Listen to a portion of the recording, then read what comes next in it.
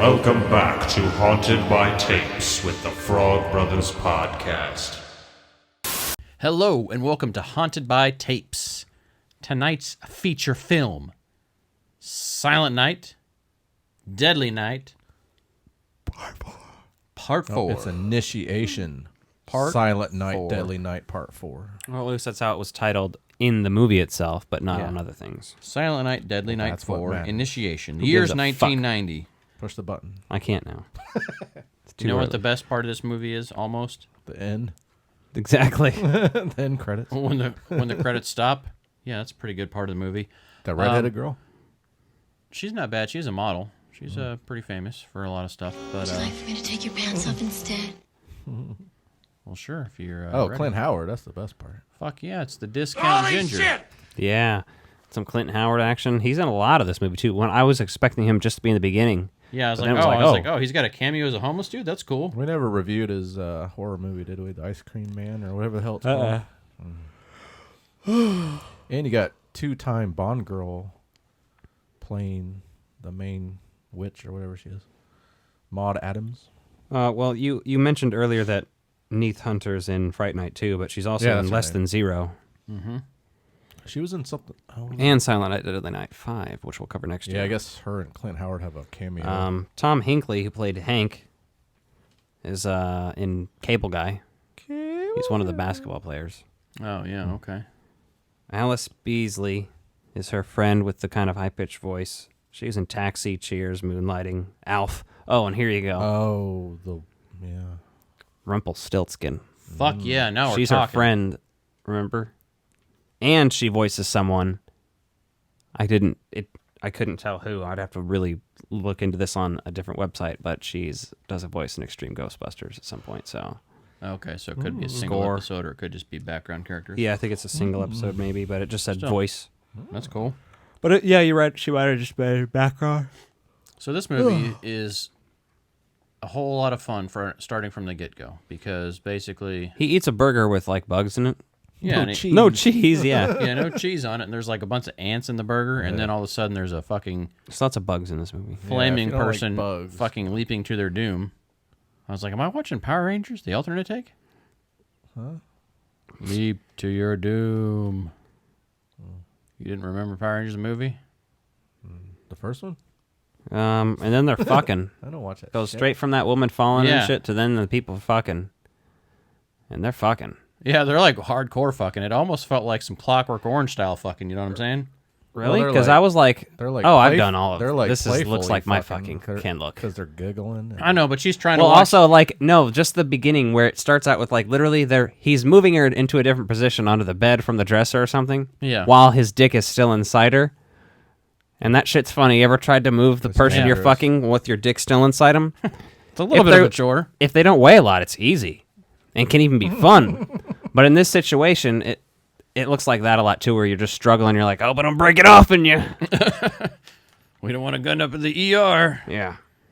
Yeah, but then she's trying to watch TV in that, so that's obviously says something about the quality of that lay because she's trying to watch the news. Yeah. She's like, But "Wait." it was the news is relevant. Well, she to- looked for some over reason. and there was like half of a person burned Well, because up she on her. works for the LAI. She's a not reporter there. Why this is called Silent Night, Deadly Night 4 makes no sense. Besides the fact that at one point in time Name they play one of recognition. the previous movies Yeah. on the TV in the background. I mean, one could make the same argument for playing- Halloween 3. That's true. Halloween 3 should have been called something else. Yeah, Lots of sequels revolve around different characters, but this one got supernatural, which the other one wasn't. That's why it's out of place. And That's this one, part 3, is an actual movie. Yes, they're watching it on TV later, which is just like Halloween. Halloween, there's a trailer for the. Yeah. It looks like rubber bands and blood. I think it's supposed to be spaghetti, but it literally looks like rubber bands covered in blood. Or is that supposed to be an in thing? Like, I don't know, but that's what it looked like to me. Sounds like a band name. Rubber bands and blood. Yeah. That sounds like a lame band name. Butt rock. There you go. Yeah, so we find out that Kim wants to write about the suicide. That's also the burn victim, right? Because she was on fire as she leapt to her doom. Fire. Which I guess Richard Pryor could relate to that. Rip. Eli is the boss of the paper, and he's kind of an asshole. I can think of 7 good uses of a cadaver today. Hell Did yeah. Richard Pryor burn a woman alive? No, he burned himself, but he survived. I'm just saying. He can Fucking relate. A, man. He can just relate to the experience, goddammit, and Rip because he's dead. And Torn because that guy's dead too. Rip Torn? Yeah. Yeah, he did die. He wasn't torn, though. I don't know what happened after that. Everything you're doing is I bad. probably had a funeral for I him. want you to know this. Yeah, my notes get pretty weird because this is another one where I couldn't pay attention to fully everything when there was boring shit happening. Yeah, so one of the creepy things that I get to is when Kim goes to investigate this bullshit, she talks to the guy at the butcher shop and she's trying to get those peanuts out of the coin-operated machine out front. And he's talking to her and, like, he's playing such the Asian stereotype there. It's so bad because you can tell he doesn't talk like that in real life. And it's like he's forcing it, so it sounds terrible. And then his hands are all covered in blood and he gives her these peanuts and she looks at him like, I'm going to eat these. Fucking gross. Yeah. There's lots of gross shit in this. There's I lots know. of bugs, eating bugs, and bugs in food. It's obviously a thing.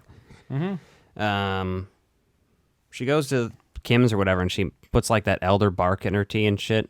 It just looks like glitter. And then she eats the first of the, was it a date or a fig or something like that? And she's like gets sick from it. It looks like I just watched The Faculty. It looks like one of the alien pods. Oh yeah. I bet you and Hank have great sex, is what she says to him. This movie has a lot of weird shit. Like, And Ricky's are you just- trying to eat my pussy or not, lady? Like, is this a lesbian scene or is it not? Because if you're saying I shouldn't have men, somebody's got to eat this pussy. Yeah, this thing ain't gonna eat itself. I ain't just gonna be fucking celibate. Yeah. The fuck. And yeah, she eats the bug, and I was just like, "How are those maggots, Michael? Like, what the Yeah. fuck?" And then she's tripping. My note says, "Tripping, LOL, drugs. Yep. Drugs are bad. Good. No, I like drugs. Drugs. She's are at the fun. bookstore. She gets talked into, she buys this book. Then she gets talked into taking this other book because she's in the occult section. And I'm like, oh, Raise a Cult? Oh, not Raise a Cult, just the occult section. They don't have an occult section at the big bookstores. They don't call it that, but I think they call it something else. They have a spiritual Religion, section. yeah, that's it. Yeah, Spiritual? spiritual and religion. Spirituality and stuff. And you can find some occult books because I bought the Satanic I mean, they don't call it a cult, Bible at one, and I bought the Necronomicon at a fucking regular ass bookstore. do they? Yeah, you gotta have At- demand for what Well, I the didn't people go over want. there because I thought it was just going to be a bunch of Jesus stuff. Whatever that bookstore is, that's in South Haven or whatever over there. I bought those. Oh, hell yeah. In Mississippi, I bought a Satanic Bible. I was like, oh yeah. Mm-hmm. And I made sure, like, I feel hilarious checking out a Satanic Bible from the clerk. You know, they're just looking at it. You know, they're like, like- what the fuck? Yeah, they're like, what's wrong with this guy? Like, Or don't worry. I might have even bought them at the same time. So imagine I'm checking out with a Necronomicon and a Yeah. Satanic Bible, and they're like, what the fuck is this motherfucker up to? You're like, you want to come to my ritual suicide tonight? It's like Men in Black. He's out here with these books. He's up to no good. yeah. And then she has the worm thing on her. It looks like a worm centipede, and it kind of changes, but they put the worm thing on her naked body. And they've got her belly all painted up like with some. And they cut open a live rat over her, and then they put a bunch of sex jelly on her face. Yeah, like yeah. it seriously That looks like I facial. wrote down Bukkake. Oh, I guarantee it was sex I jelly, thought it was though. coming out of the. It's KY jelly or something. I thought it was coming Yeah. out of that. Yeah, yeah, yeah. It is. It's coming out of that, but it looks like Well, I was just saying, sex jelly is what they actually use for, right? Oh, It's all right. like the viscosity of it, like landing They're on her definitely face. because she doing- barfs out the centipede worm thing. Yeah. All of that stuff is kind of fun to watch. It's fucked up and gross. Yeah, it's good like body horror with some of that, or like really unsettling. But And then she wakes up at her house, sigh, and thinks it's a dream or whatever at first, kind of. She doesn't still have the incision in her stomach from that thing going inside her. The music sounds like the weird Naked Indian music from Wayne's World in some of this movie. oh yeah, it's like it's so cliche at times, like with what it's trying to do with it. Yeah. Like, did you even pay for the rights for this? And then Or I you think just- she tries to off herself with pills when Hank comes over or something. Does that happen? it's kind of implied, I think, but I don't. And then I wrote down, that's my note. I don't know. I wasn't looking. I think she tries to off herself. Well, and And then she bangs him. She tries to seduce and bang the fuck out of him. She like turns into a raving sex machine and is like, I'm ready to fuck you while you sleep. I want to make you fucking hard. And she's saying all this dirty talk to him. yeah. And like, she's like, fall asleep, relax, bitch. And next thing you know, this scene is fucking hilarious. Clint Howard walks in, and he's staring at him, confused for a while, and then he just goes and grabs the remotes and Sits turns on the fucking couch and and turns on the TV. Yeah, Yeah, and it takes him a minute to figure out he's there. But did we skip out the part where she goes to? probably because it's boring. Well, so there's some funny dialogue there where Kim goes to Hank's family, and they find out that Kim is Jewish, and then she gives her spiel on religion, like, oh yeah, it's around Christmas time, so it's all this, and then her dad fucking loses, or Hank's dad loses his shit, and you find out he's a religious prick, and Hank says, basically says, fuck everyone. Yeah. Basically tells her she should be a stay-at-home mom. And yeah. Clint Howard, when he turns on the TV, though, that's when Silent of Deadly Night 3 is on. Yeah, when he's watching them fuck, or not watching them fuck, but just in the room. Yeah. He's just like, well, I'll wait till you're done, then we'll go. Yeah. And then he bites his fucking Achilles tendon or whatever, his Achilles heel, what do they call that? Achilles tendon? Yeah, Achilles on the heel, back yeah. of, right above his heel or whatever, and he's biting the shit out of it. And he falls to the ground and shit, and he eventually gets a pretty gruesome death. With Yeah. all the blood spraying down and shit while she's stuffed under the bed. Yeah, that's a good death scene, for sure. Yeah, and then her friend's in on it, basically, and they take her back to the weird coven shit again. And basically, this is one of the grossest rape scenes I've ever seen. Yeah, it's pretty fucked up. Where Clint Howard is basically fucking her with like a Clockwork Orange style mask on, almost. Yeah, the That's dick what it feels mask. like it's a reference to. Yeah, the dick mask, yeah. And then, she has that fucking, like, gross-ass, what looks like a huge-ass cream pie leaking out. Like, monstrous. Yeah. And then, let's see. Her legs are, like, forming together. It's like weird Cronenberg body horror shit. And then, she's, like, refusing to become a part of this shit, basically. Well, yeah, she's She's just like, nah, fuck it. I'm over this. And it's all because what's-her-name reminds her of her daughter, who was not... And she tells her, you're now free of men. How are you getting free of men by getting raped by Clint Howard of all fucking people? Yeah, exactly. And your daughter, Lilith, committed suicide, which we find out later. Yeah. And she's trying to replace her, and she even confuses her as Lilith when she comes back. There's like a police visit because of the things. Yeah, and they can't find any evidence of the murder, which is pretty funny. They're like, no, and she even goes to, like, check the door, and it's, like, all been repaired. Yeah. And, like... I don't know if they imply Ricky fixed that or they used witchcraft. I'm hoping it was witchcraft because Ricky was not fucking very swift. Didn't seem like he'd be able to fix the door. Yeah, basically she's having none of this cult shit. She's trying not to.